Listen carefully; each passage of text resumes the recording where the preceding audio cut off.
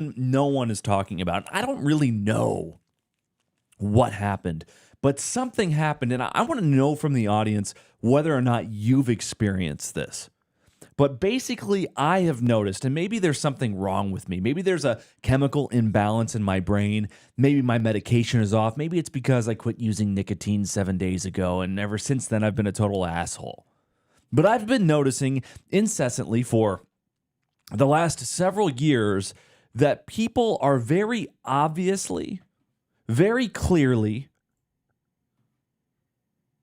more retarded than they have ever been. I notice it in the way they drive. I notice it in the way that they interact. I notice it in the content that they make, the takes that they have. I notice that almost everyone seems more retarded than they've ever been before. Now, keep in mind, this is something that we've known has been happening for a very long time. Famously, Idiocracy came out years and years and years ago and highlighted the risks of having an entire population where only people with low IQs breed, right? Poor people, unintelligent people tend to have far more children than people of higher IQs because people of higher IQs are a little bit more responsible. They want to wait for the right time financially or in their careers to start having children. Decades ago, based on all the demographic statistical data, that the population over the course of hundreds, if not thousands of years, certainly hundreds of years, was going to get dumber and dumber and dumber and dumber to the point where the average man today would seem like a genius relative to all of the rest of the population far into the future. We've understood, see, it's slipping even for me. We've understood for many years this phenomenon would manifest in this way. But what caught me by surprise is that something happened in 2020, 2021, where it seems like we skipped to average and above intelligence. We bypassed this demographic genetic trend in the United States of America and probably the rest of the world, though I cannot testify to that from a firsthand experience because I stay in the United States of America. But we seem to have skipped 200, 300, maybe even 400 years into the future where now everyone is retarded. I think it has something to do with the mRNA vaccines. I just have a tendency to think that. I think there's some brain rot from AI slop combined with brain rot from social media algorithms combined with brain rot from mRNA vaccines. I mean, frankly, we know that 17% of books that are purchased by consumers are actually read by consumers. Did you know that? So if you buy a book, there's like a 1 in 5 chance you're even going to read it. Any consumer. You see anybody at the bookstore checking out with books thinking, oh, good, people are still reading. No, they're just buying the book because they maybe want to read it someday and it makes them feel smarter. It's a gift for somebody else who's never going to read it. You understand what I'm getting at. And I don't know if you've ever looked at an IQ test to see which questions you have to get wrong in order to score below 100 on an IQ test, but it is shocking. Questions like, if the first light is green, and the second light is yellow, and the third light is red, which light would you have to stop at? Obviously, it's the red light, the third light. People get that type of shit wrong in order to score below 100 on an IQ test. It has gotten so bad in the United States of America that we have abandoned all of our antagonism for the future inevitable globalist antichrist technocracy. In a very specific and telling way, I'll tell you right now, I've got a nephew. He's 21 years old, very bright, very successful realtor right here in Nashville, Tennessee, as a matter of fact. Basically, exactly the same values. Christian values, believes in capitalism, believes in Americanism. Basically the same values that I have. The only difference is he focuses on real estate and I focus on politics. So he might not know some things about politics that I know. And of course, I don't know some things about real estate that he knows because that's all he focuses on all day. I've spent very little time paying attention to real estate unless I'm trying to analyze whether or not the total collapse of our economy is going to take place based on the metrics of the real estate market. But I was driving to Nashville today from our home in Illinois. We rode back together to our hometown to visit family this weekend. And he was on the phone with one of his clients talking about Nashville. And you're familiar with the Waymo phenomenon. These Waymo cars are these driverless cars that do the exact same thing as Uber, but without a driver. They come and they pick you up. You download the Waymo app. You put in your information, your payment information. You can have them pick you up immediately, or you can schedule a pickup. They show up. You get in either the back or the front. You hook up your Spotify to their sound system. It drives you wherever you want at a fraction of the cost of an Uber. And the reason I want to bring up this specific example is because although we are aware of the fact that, I don't know, autonomous vehicles might be a problem for freedoms in the future, where everywhere you go is totally tracked, or where the CIA and the FBI and the NSA and any foreign enemy of the United States of America can very obviously hack into the vehicle that you're in, lock your doors, and drive you off of a bridge, similar to Mitch McConnell's sister-in-law, which we've covered in depth on this show.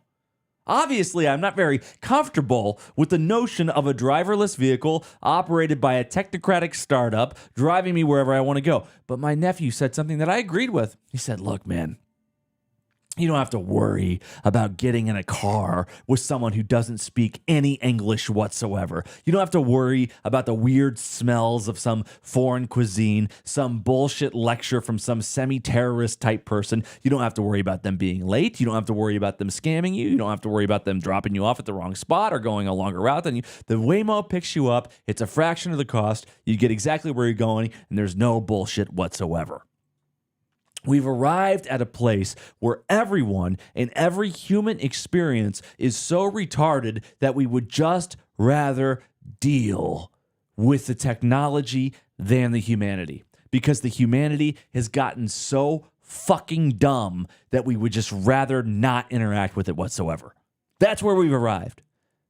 And the reason I've gone on this long lecture and told you about the problem with humanity and all this stupid shit is because I fell for it. I campaigned like hell for Donald Trump because I thought when he said no new wars, he meant no new wars. I thought when he said gas prices would be low, he meant that gas prices would be low. I thought when he said that grocery prices would be low, he meant grocery prices would be low. I thought when he said that we would have more jobs, he meant we'd have more jobs. I thought when he said that there would be no censorship, there would be no censorship. I thought when he said everything that he said, that he meant it, because after all, who couldn't possibly mean it after he'd been experienced what he experienced with the impeachment attempts, the lawfare.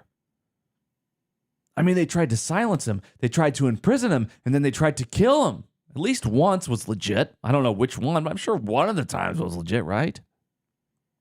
How could he not imagine it? But I was dumb enough to believe that he meant it. And now here we are on the cusp of a war with China, in the middle of a war with Iran. Every metric, every measurable metric of the United States of America, except for the metric of illegals flooding across the border, is worse than it was when President Trump took office. And if you say that's not true, then fuck you, you faggot. You're wrong. Stop sucking Trump's dick and look at it for what it is. There's no one on earth that wanted Trump to be more successful, more right than me. I rooted for that guy harder than anyone. I got swatted for that fuck. Turns out he's been quite disappointing. But the other retarded thing is the media is covering all this bullshit. It's the Lindsay Clancy bullshit. The latest developments, maybe some subtle speculation as to whether or not Mitch McConnell's alive. Maybe some subtle speculation as to what's going to happen in the midterms. The media is covering all this basic bullshit. They had a guy on the other day that was he'd just written a book about the power and benefit of GLP-1, which we know is fucking terrible for you. I mean, it's making every 50-year-old celebrity look like a 30-year-old lizard. And then it cuts to an ad break. The second ad on Fox News is a GLP-1 ad. And people don't realize that maybe the programming on Fox News directly correlates with the advertising on Fox News because it's all propaganda bullshit.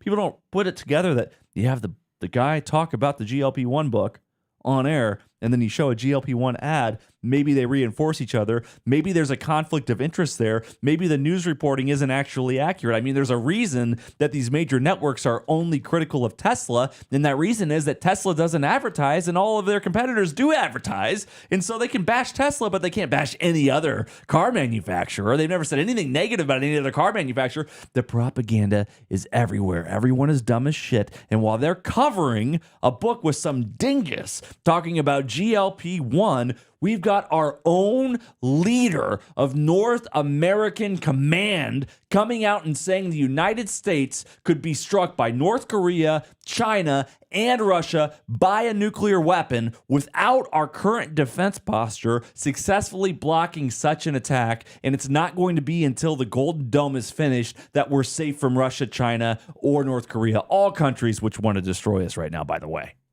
But nobody's talking about that because Fox won't talk about it because they love Trump so much. They don't want to bash Trump. And Mark Levin is very unhappy with all the anti-Semitism on college campuses. And the other leftist outlets won't talk about it because they're too busy propping up Mamdani or some bullshit. I don't even know what they're doing. Why isn't it the case that any of the mainstream media outlets are talking about the fact that our own military is admitting that we cannot defend ourselves against nuclear attack? Wasn't that the purpose of the last 70 years of military industrial complex spending and buildup?